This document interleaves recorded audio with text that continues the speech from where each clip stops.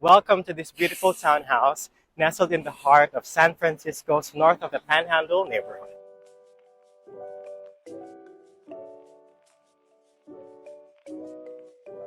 Hi guys, welcome to north of Panhandle. This is a beautiful townhouse in San Francisco. Come take a look. This property has 2 bedrooms, 2.5 baths, and 1,196 square feet. The best part about this unit is it's southwest facing, so you get incredibly sunlight. And you also get a beautiful view of Mount Sutro. Come.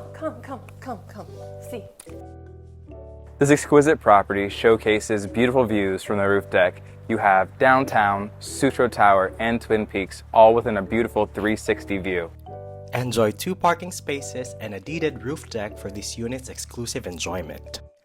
On the 2nd floor, you will find the primary bedroom featuring an updated walk-in closet and a spa-like primary bath with a large bathtub and separately skylit walk-in shower.